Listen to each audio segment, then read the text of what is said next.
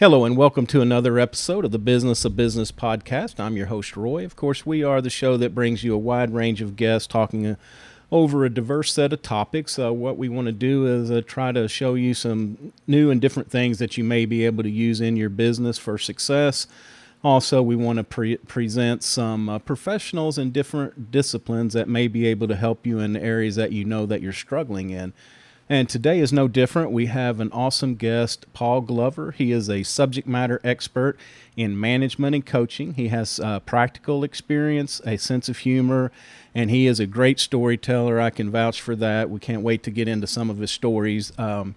He is the No-B.S workforce performance coach, assisting organizations, team leaders, and teams to reach their full potential and become high performing. He's also a recovering trial lawyer. He's an unabashed Starbucks addict and a Chicago Bears fanatic. He is the author of Workquake, which presents 76 strategies and tips to thrive in the knowledge economy, as well as he is a speaker on business and leadership topics and a member of the Forbes Coaching Council. Paul, welcome to the show. Thanks for taking time out of your day to be here.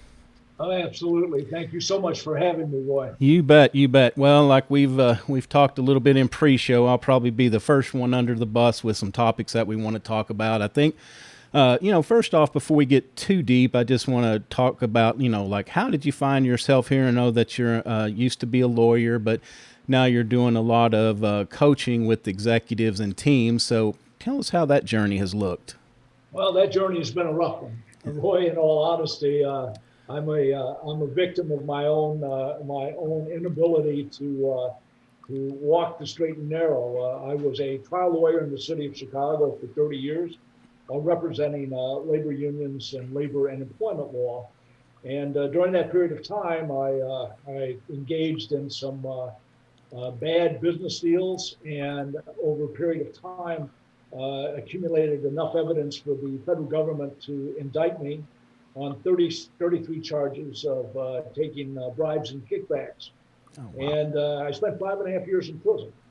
So I can tell you that that's why I'm a recovering lawyer. When I got out, they let me know in no uncertain terms that I'd never be able to practice law again. And by the way, I absolutely deserved the penalty and served the time. But when I got out, that career opportunity was gone. Yeah. And in fact, even though we often tell ourselves the story about once a person has served their time, they're entitled to be back in society and obviously live an appropriate and fruitful life. But the reality is that ex-felons are not given that same opportunity. It just is the way we look at people, and rightfully so, by the way. So when I got out, I found that my career opportunities for a guy who was 52 years old and a ex-felon were extremely limited. But I also had a reputation as being a hard but fair person in business relations, and a part of what I did constructing a new career was that I took the prison experience. And by the way, I don't suggest anybody follow this course of action. I don't think you should want to go to prison to figure out what you want to do with the rest of your life. But I took that experience and the lessons that I had learned with that experience, and I put it together as a part of a coaching program. And I tell people that you might as well be upfront, transparent about who you are and what your experiences have been, because of this new concept we call Google. Right. So that anybody who wants to know my past has no problem finding it out. So rather than try to hide from it, I decided to embrace it. And I began to reach out to people that I know to tell them that I was now doing coaching. And fortunately, I was contacted by some businesses that I'd done business with on the other side of the table in negotiations that offered me the opportunity to engage in coaching. And from that, that's 2001. From that, I've developed a national coaching program with primarily clients in distribution and manufacturing. Okay. So yeah, so the like I said, I believe that everybody earns their scars. And with every scar, you should also learn a lesson because those scars are painful. Right. And you don't want to forget them. You don't want to ignore them. You want to incorporate that into who you are and how you interact with other people. And we often want to run away from our scars. We want to cover them up, forget we have them, don't let anybody else see them. The reality is they are they are an inherent part of who we are, and they dictate what we're going to do and how we're going to interact with other people. Wow, what a story. And we appreciate you sharing that. I know the transparency and just the honesty. I mean, that is, it's very refreshing. And like you said, it's with Google, it's hard to hide. So we better just embrace it and figure out how to move forward. And again, applaud you for not, you could have took the other course and said, well, I can't ever do that again. So now there's, nothing for me, but you've kind of taken that and made a break for yourself and got out here and built a great coaching practice. Well, and you're right. And by the way, it's interesting to me because obviously interacting in the coaching process with business leaders, we all know the right words to say. We figured it out, right? We know what the language is. We say authenticity, we say vulnerability, we say transparency. But when it comes time to actually taking those words and turning them into action, we stumble with that. And rightfully so. People don't want to be seen in a bad light. But the reality is, if we believe the value of those words, we have to live those words and how we conduct ourselves professionally and personally. Well, and I would assume that the same needs to be said to your clients as well as anybody that really wants to take that next step. And if we really truly want to get better every day at what we do, decisions that we make, we first have to be very in tune with who we are now. We have to be honest about who we are and where we are, because we'll use social media as an example. You never see people, very few people taking pictures of the hard times, and when things go bad, it's always we just got a new yacht and a new helicopter and a new plane, and it's just, we don't know what is real and what is not. So I think in some respects, this has made it even harder for us to admit that, we do have shortcomings. We all do. I think everybody could get better in some way every day. Absolutely. And you're absolutely correct. I think that self-improvement and becoming a good leader all starts with yourself. Yeah. If you're not honest with yourself and you don't portray yourself as an authentic person, then people know that. By the way, it's always interesting to me that we think we're hiding who we are from people, and you can get away with that some of the time. I think P.T. Barnum actually had a saying about that, right? You can fool some of the people some of the time, and some of the people all of the time, but you can't fool all of the people all of the time. Right, exactly. The reality is that why would you want to? And so, and by the way, that's why my approach, which you can tell is very direct, that's why the No-B.S. gets plugged into how I bill myself. Right. I'm going to bring that attitude of, if I'm going to be honest with you and direct with you and authentic with you in the coaching process, I expect that commitment from the person who's being coached. Without that, we can't develop trust, and if we don't have trust, we don't have a relationship. We can't be open with each other. So to me, it's something that not only should we talk about, we should also use and act in every engagement. Well, and it's an energy drain. Like you said, we can fool some of the people some of the time, but we can't fool everybody all the time. But in some respects, it's like keeping up a lie. It's like, what did we say? And it's a huge expensive energy, I can only imagine. And it's just, at some point, I think, especially as you get older and you kind of maybe lose that ego a little bit, and you feel like you've lived enough life that you are who you are, and you recognize that it's like there's a weight that's lifted off of your shoulders, and it's just very freeing when you can finally reach that point. Well, and you're absolutely right, and obviously prison beat that ego out of me, and taught me a lesson that I'd never learned, and that was of some humility. Right. And coming to the realization that I made mistakes. And by the way, I tell people that they were self-inflicted injuries. Nobody else did it to me. Yeah. I would love to blame somebody else, and I did for a while. I think I spent the first year and a half in prison trying to figure out how to get even with those people that I thought had put me in prison. But most of the time, we're responsible for our own situation. Yeah. I recognize that you can be struck by lightning and it's not your fault. But the reality is that that's the rarity.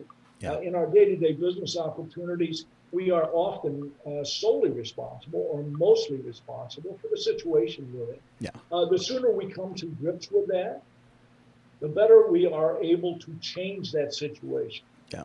Rather than continue to be in the grips of either regret or revenge. Yeah. Because I had plenty of time to look at the regrets and I had plenty of time to think about revenge. It was only when I got over those and started thinking about how to take those lessons that I had to learn. Believe me, if I had not gone to prison, I would be dead. There's absolutely no question about it. I was headed down that path, and it saved my life. And that's so odd for people to hear that. It was a good thing in that respect. Yeah. And I'm a much better person now than I was when I went to prison. And all I can tell you is that I don't want anybody to have to go through that experience to learn the lesson, but I also don't want anybody not to learn the lessons. Right.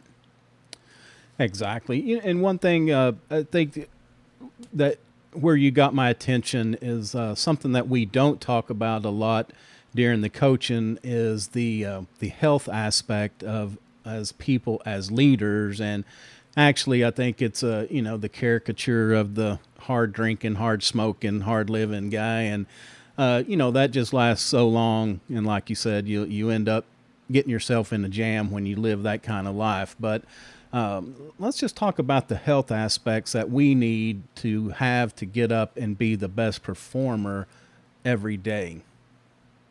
Well, and first, you're absolutely correct that is a topic that is often overlooked.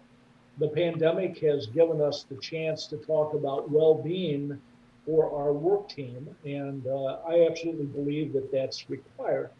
But I also tell people in the coaching program that self-care is required before you can take care of someone else. Yeah. So before you can take care of your team, you have to take care of yourself. And again, we all know what that means. There is no one that is in the coaching program, and when I talk to them about what that means, they can tell me. The problem is, once again, taking what we know and turning it into action. Right. And of course, self-care to me is very simple. I've become simple. I don't believe we should complicate our lives, and I certainly don't believe we should complicate our interaction with others. That just creates confusion. So when we start talking about self-care, I immediately go to the fact that there is an obligation on the part of a team leader to do the best they can as that team leader. It's an obligation. At first, it's a privilege to be a leader. I know that sometimes the leaders start to think that they got there on their own. Because nobody gets there on their own. I'm sorry, it just doesn't work that way. Right. There's an organization, there's a team, there's support for that person who's allowed them to move up the corporate ladder or business ladder and be successful. Right. So the obligation is now to take care of that team, but that obligation requires you first take care of yourself. And physically, that means very few things, but very important things. The first thing is you need to get your sleep. And by the way, I'm a research geek. I love the research, and the research shows that if you're not getting enough sleep, you will get up in the morning and it will be as if you are drunk. Yes. Well, I've not seen too many drunks make really good decisions. Right. So most of them go to jail based on those decisions. Yeah. So let's not do that. In fact, let's accept the fact that we are a physical being connected to a mental being. And we need to treat the physical being appropriately so that mentally we are clear and strong. Got to sleep. Got to get the right sleep. And when I'm in the coaching process, I talk to the person I'm coaching about that. And if they don't believe it, I send them the research. Read this. It's not just me, it's been established. So let's talk about that happening. And sometimes we have to talk about the sleep environment. I mean, I go that deep with people, right? I need to know that when you go to bed at night, you're going to get a good night's sleep, just not shutting your eyes. So sleep, number one. Second one, exercise. And the biggest pushback I get to exercise is I don't have enough time. And the reality is it's the exercise that allows you to actually become more energetic and to establish the focus and discipline you need to get through the day. And we are, as leaders, we are decision makers. We don't do the work anymore, right? The whole concept is we make the decisions that impact the people that do the work. Therefore, we have to be sharp. So the reality is you need to be in an exercise program. And that requires normally that you have an exercise coach.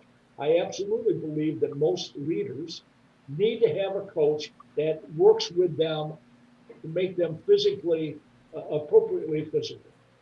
So we've got number two. And by the way, that also happens during the day. I don't understand somebody who believes that they can sit at their desk for 4 hours at a stretch. You're not in college anymore. You're not cramming overnight for the test.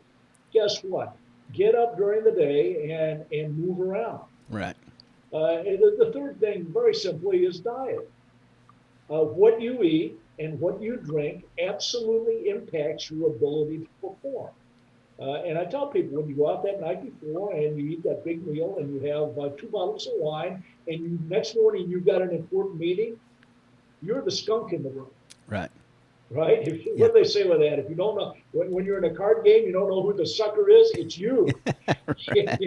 And when I look at that, I go, you are the sucker. You have set yourself up not to be able to reach your potential in that moment. And you failed. You failed yourself and you failed your team. Yeah. So guess what? Let's be realistic about this. Obviously, if you want to go on the weekend and do whatever you want to do, that's okay with me. I'm not telling you that to live like a monk, but I'm telling you that if you are seriously concerned about being a high performer and being the leader of a high performance work team, these aspects of that job are absolutely required. And failing to recognize that is failing in your obligation. Yeah. And I look at that and I go, I believe that if you want people to engage with you and your organization, that requires a commitment on your part that allows them to see that you are serious about that level of engagement. And often we don't see it from people. So certainly, and again, I know that obviously you push the button and I start to sound like I'm preaching, and I am, because this is something people need to hear, and I'm passionate about. By the way, I live it. Yeah.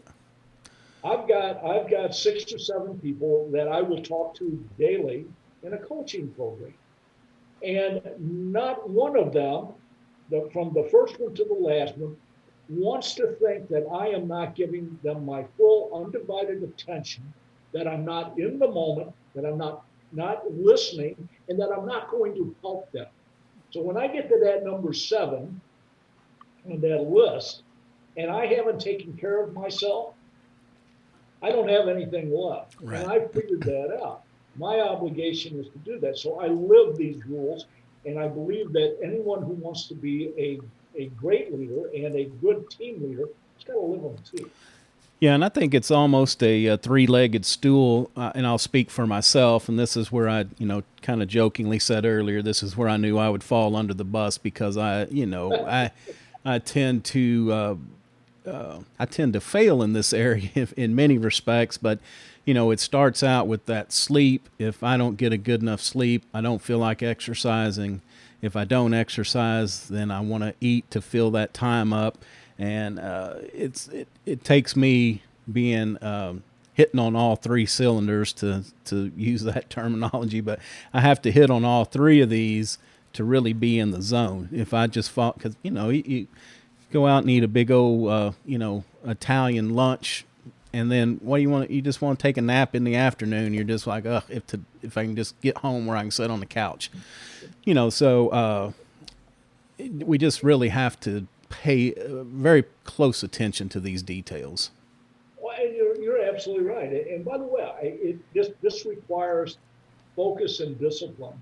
But I don't understand someone who wants the leadership position but isn't willing to do this. Right. And it is difficult. By the way, being a leader is a hard job. Yeah. And you've got to, it's as if you were an athlete, right? And I look at that and I go, you're an athlete, you're training. And that's so you can perform. We just have to do it on a daily basis. We're not allowed to train for 5 days and then perform for a day. We're required to perform every day. Right. But that requires that we be prepared for that, physically prepared, so that we're mentally sharp. And so I don't have a lot of tolerance for people who aren't willing to make that commitment. By the way, my coaching program, obviously, if you're not willing to do those commitments, I tell you, you need to find somebody else. Right. Because if we start talking about you getting better, I need to know that the basis is in place for that to be possible. Otherwise, whatever you accomplish will be temporary. It will fade away because leadership is developing the right habits. And those habits first have to be put in place, and then they have to stay in place until you don't even think about it. My contention, and again, I'm constantly talking about myself because I have the same difficulty everybody else. Right. Exercise in the morning, I'm up at 5 o'clock, and my exercise clothes are right next to the bed. I don't think about this because if I start thinking about it, I'm going to go to the computer, turn it on, and read my 200 emails for the day. Right, I'm not going to go to the gym. Right. And so I make this a habit. Right, I get up, I get dressed, I leave, I go do it out of the way. Yeah. I also believe that this having these habits and these disciplines eliminate decision fatigue. We shouldn't be having decisions about this. We should automatically. I think about President Obama. He had one color suit. And when asked why, he said, because all I have to do is put it on. Right. I don't have to think, is it the right color? Right. Is it going to go with my tie? Yeah. And I thought, when I heard that, I said, now that's a guy that's figured it out. Right. By the way, nobody ever thought to ask him, what, are you so dull you only wear black? He wore the suit. And I would suggest that leaders have to be like that. Eliminate the distractions. Yep.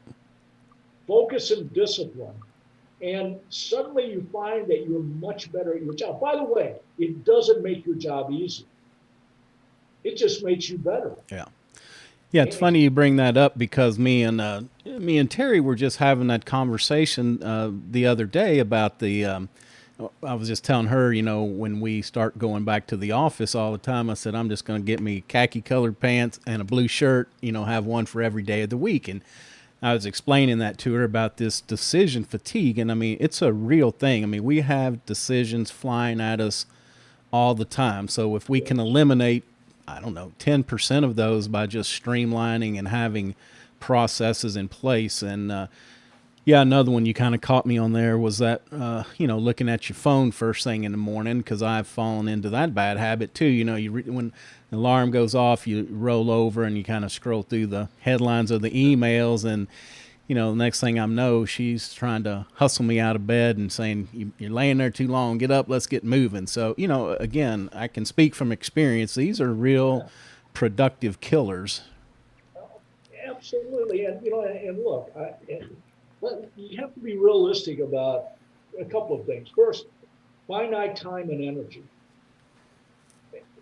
And often people are always, by the way, I've been doing this for 30 years, and I can tell you the time management, whatever that means, is still a relevant topic with every leader I talk to. Yeah. So the concept that we only have so much time, I don't care if it's 24/7, but also we only have so much energy. And Right. That's where people forget the connection. They believe that if they put 4 hours in on a project, that it's the best use of their time. It's the best use of their time, but it may not be the best use of their energy because the focus may be completely different. Right. So anything that drains your energy, and by the way, I go back to the Matrix, right? Every human being was a battery. And when you get up in the morning, hopefully the way you've treated your body, your battery is now at full charge. Right. You get up, you've had your sleep, you didn't abuse yourself eating or drinking, And guess what? We're ready to go. We get our exercise in. By the way, exercise is great.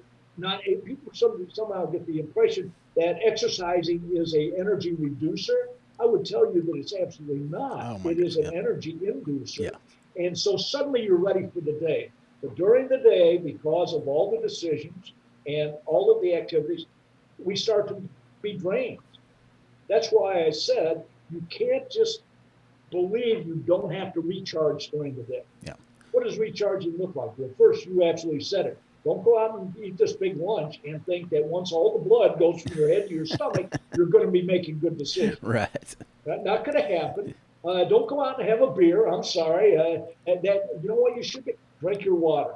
Oh man, you are so boring. Yeah, I am. Yeah. However, I'm very productive. Right. And I would suggest that drinking your water and then getting up every 90 minutes and doing a walk. Just walk. If you get outside, even better. Clear your head. Recharge your battery. Everybody knows about the 3 o'clock slump. You know, that is just when we have run out, our battery is run down. Right. What are we going to do here? Are we just going to continue to move as if we still are at a high energy level? We're not. So the reality is, when you start thinking about how you're making the decisions and the work you're doing, you have to do a time energy audit. Every client that I have does it. I want you to do a 24-hour audit, and I want you to look at 30-minute segments. And within that 30 minutes, what did you do? And what was your energy level? Okay. And by the way, everybody tells me, I know how much time I spend doing. No, you don't. You just think you do. And we trick ourselves all the time, right? But within that 30 minutes, I will, working with my clients, I say, wait a minute, let's look at this distraction. Should you have taken that task? Why are you taking your call instead of bunching your decision making, right? Like emails. We're crazy about emails. It's Pavlovian dog. I mean, the email comes in, and of course, we have a notification on it. I don't have any notification. I mean, how would you like to be in a coaching session with me and hear the notification on my phone go off? Right.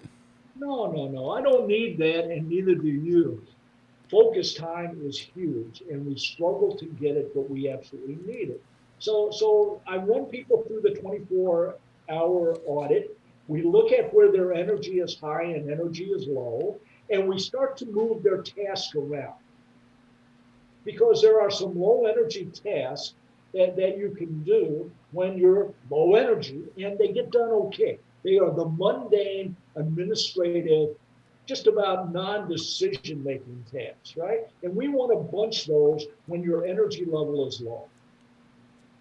Makes sense, I would think. I mean, when I say, and by the way, as a trial lawyer, I never let my client be sentenced in the afternoon because the judge's sentencing in the afternoon when they're tired and cranky is more severe. Interesting. Oh, absolutely. You want to get the judge at 10 o'clock in the morning. He may be mean, but he is going to definitely give you a better sentence than the one at 3 o'clock. Good to know. It is. So I hope you never have to use that. Yeah, right, exactly. Or that your listeners have to use it. But if they do, and their attorney says, well, we'll be there at 3, go, hell no. No, tell him I escaped. We'll go there tomorrow morning. Anyway. So I've got a whole program as a part of the coaching program that most coaches don't address. They don't look at that. They believe that that's the person's responsibility. And by the way, it's the person's responsibility to carry through. But for the most part, I need at least to make you aware that these things matter. And by the way, it's interesting when I connect it to the obligation to the team, because we look at what we eat or drink as a personal decision. It's the impact that I'm interested in. And when I say you are having a negative impact on your team because you're not at your level of potential performance. By the way, you're also the model. Your team looks at you, and when they see that you've got bad habits, they believe it's okay for them to have bad habits. Interesting.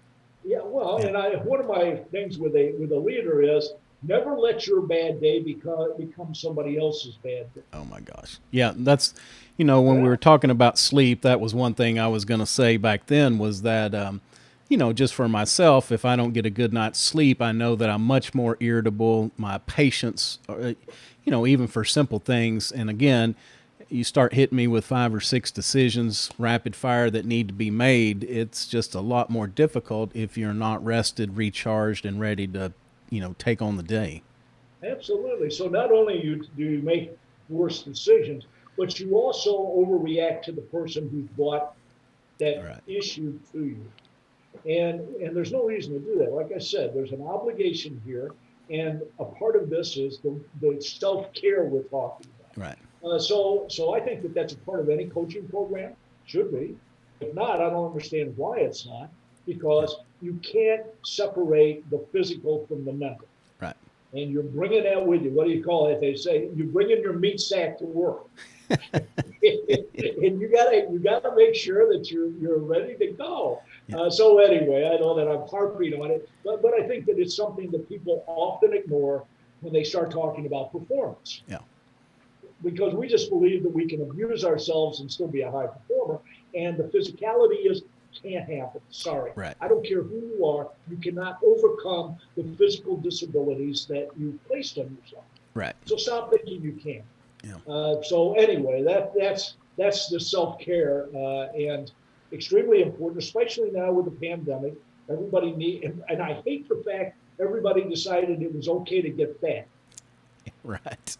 Pandemic pounds. Exactly. Right? I deserve to eat more tonight. It's the pandemic. And I was like, oh my God, stop saying that. The average increase in weight is 1.5 pounds per month now. Okay, we've been at this for a year. Have you actually put on another 12 pounds? Yeah. No, believe me. Stop. Bake the cookies. Don't eat the cookies. Yeah. I must say I was an overachiever in that category. I probably brought that average up. It was probably under 1 until they averaged me in there, and I brought it up. And by the way, I've got 4 granddaughters, and every one of them decided they were going to bake, right? And we had stuff coming every day. There'd be a cake and cookies, and I was like, oh crap! And of course, my wife has got to at least eat some of it. Yeah. Because you got to tell them it's okay. And I was like, oh, they're killing me. Anyway, so yeah, and by the way, we make this reassertion: if you want to be the leader, you have got to be willing to do the tough stuff personally that qualifies you to lead. That's a part of the gig. Yeah, and it's really it's really not something you can feel sorry for people for, because if they do these things, they're going to feel better anyway. You're not going to feel bad. So it's like, I'm just trying to help you. Even if you don't even do anything better in business, you just will feel better as a human being for sure. Yeah, there is that personal aspect of feeling good. Right. And by the way, and some guys that I talk to are like, no, I'm sorry, I'm not going to give it. Okay, I'm all right with that. Except when we talk about what we're coaching you for is performance improvement. And so once we've established that conversation, and you've told me I'm not going to, I'm sorry, I enjoy drinking every night. Okay, fine, have a couple of drinks. Man, I really hit it hard. Okay, Yeah. So let's talk about what we're going to try to accomplish as improvements. Yeah. And when that person tells me what they want, I go, all right, first, I'm not going to let you be unrealistic. You can't do that. Right. You just can't. And they'll go, yeah, I can't. No, you can't. Yeah. I'm telling you, you're not physically capable of doing it. And we have the argument. By the way, part of my coaching process is I believe I have to have skin in the game. So 50% of my compensation is banked. That means that once you and I have agreed upon the outcome of the coaching process, then if we don't reach it, I don't get that 50%. Wow. Oh yeah, and it's your call. Yeah. I have a 1-page contract. I like 12 months because I know how long it takes people to get into this thing and be serious about it. But at the end of that 12-month period, I am willing to risk 50% of my compensation on the outcome, because I believe that I have to make that commitment to you. That's awesome. Yeah, it is. It Yeah. is awesome. Yeah. I absolutely believe that it's the way you should coach, Yeah. because I truly believe that if I'm asking for commitment on the other side, I have to have a equal commitment. Right. And so we do that. But I also tell people, if you won't do the right thing and we don't achieve the outcome, don't penalize me Yes. because you've chosen not to do it. Right. And accountability is a huge part of this. So with that in mind, people do look at it differently. Yeah. They're very surprised I'm willing to make that type of commitment, but it just seems the right thing to do to me. Yeah. And so far it's worked out well. Obviously, I'm not in rags. So, Yeah. so we're managing. We're managing. And by the way, the reason I don't do 100% is I don't trust you until I know you. Right. Right. So anyway, so yeah, that's the self-care aspect. Yeah. All right. Well, I certainly do appreciate you taking time out of your day to be with us and go over self care. Are there any other points that you want to hit before we wrap up? That's pretty much it. And by the way, I obviously we've had a tough year, and everybody has struggled with these issues. Yeah. And I have to say that normally I'm pretty hardcore because I am a performance coach, I'm not a life coach.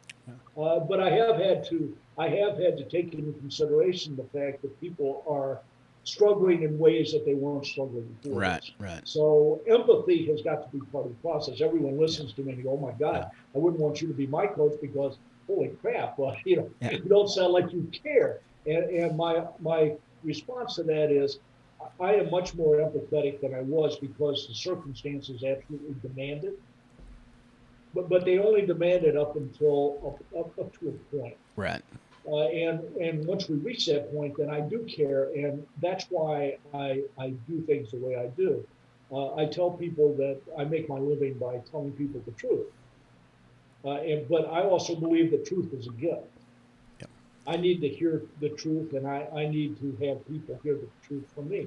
Otherwise, I would not be in the coaching profession. Right. And I also always end with the one thing. I do a daily. It's called Paul's Point of the Day. That goes out to all of my clients, and the one that went out today was give more than you take. And I believe that that's the coaching process. Yeah. Is that I am required to give more than you take. The curious thing is, though, it applies to the client. Right. So anyway, Yeah. that's all part of the relationship building. Yeah, and I think that's a good, that's something that's just good to live by in general. If we always will give more and not expect something in return, it always comes back to us tenfold. So, It does, and unfortunately, and I'll be quiet about this. Johnny Depp, the Pirates of the Caribbean. I don't know if you watch that. I find it funny and amusing and fun to watch. The pirate code was take it all, give nothing back. And unfortunately, I believe that that's something that we fight in business. We should be giving more than we take, but we have these metrics that require we try to take it all. right. So hopefully we're going through this transition in the work world that is allowing us to see things differently. For instance, we're shifting from shareholder value to stakeholder value, and that is truly starting to recognize that we owe something to the stakeholder, the Yes. employees, Yeah. to the community. So I think that we're in that transition, and hopefully that the pirate code is not going to be how we go forward. Yeah.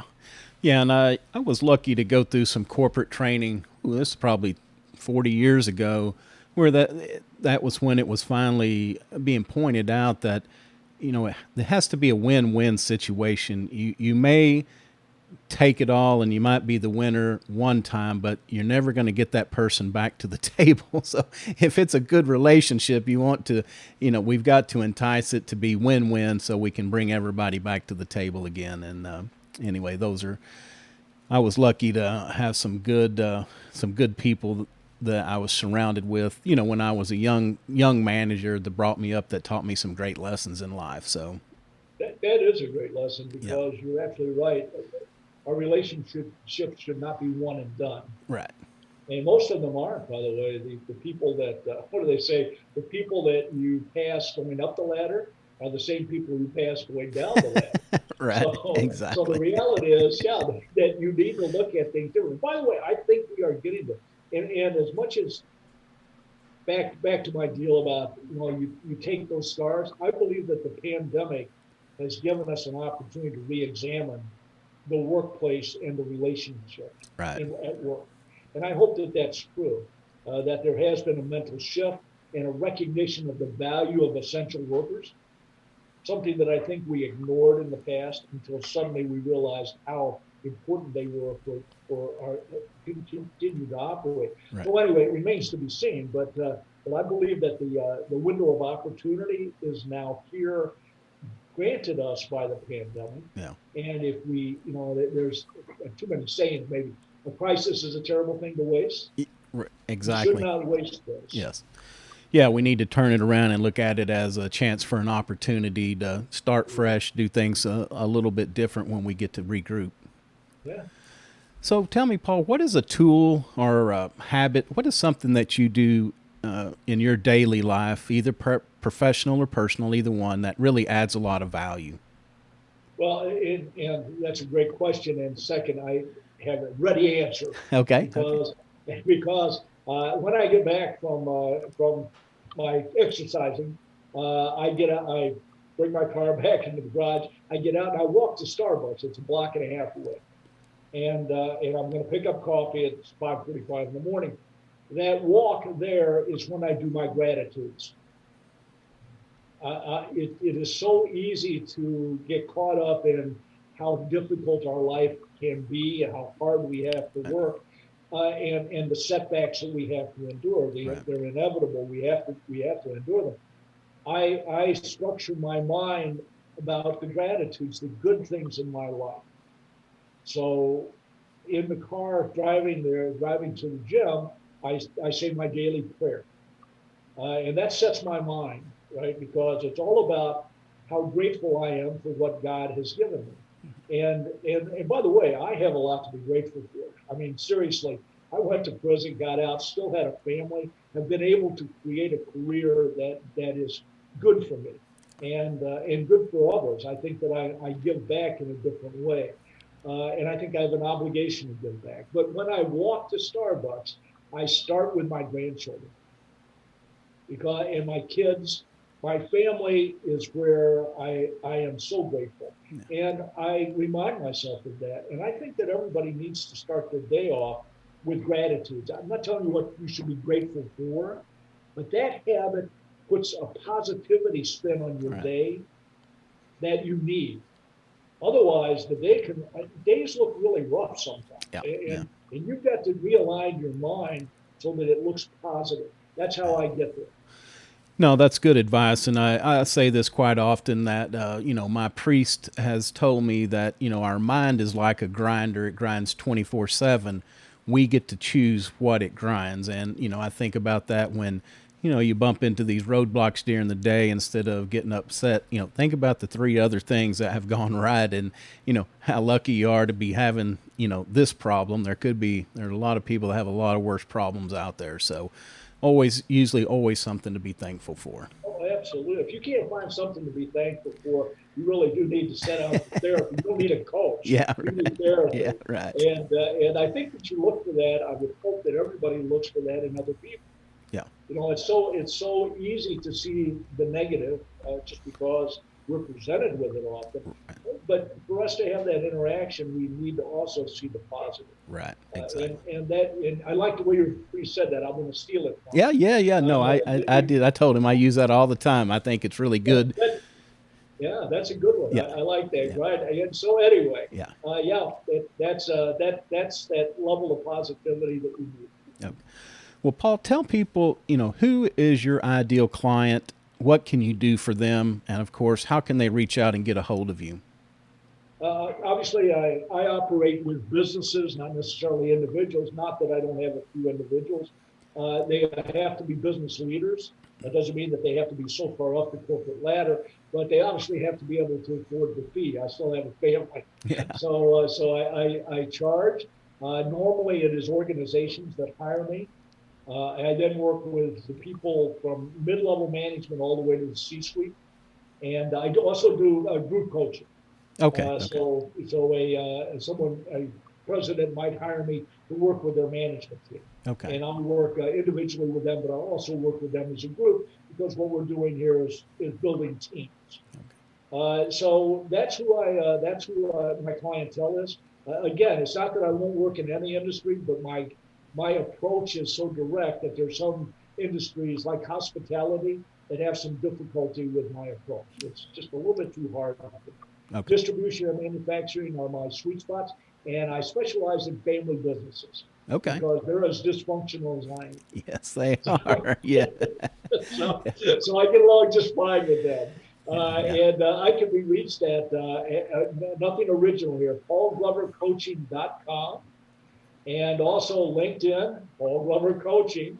And let's see, where else can you go? Well, I've got a YouTube channel, of course, Paul Glover Coaching. Okay. All right. Yeah, and we'll include all those in the show notes. So, fantastic. Paul, thank you so much for your time. It's been a pleasure speaking. And until next time, we wish you well. Well, thank you, Roy, and to you and your subscribers the same. All right, thanks.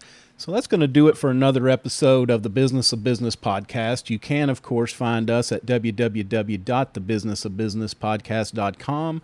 We are also on all the major social media networks. A video of this interview will go up when it goes live as well.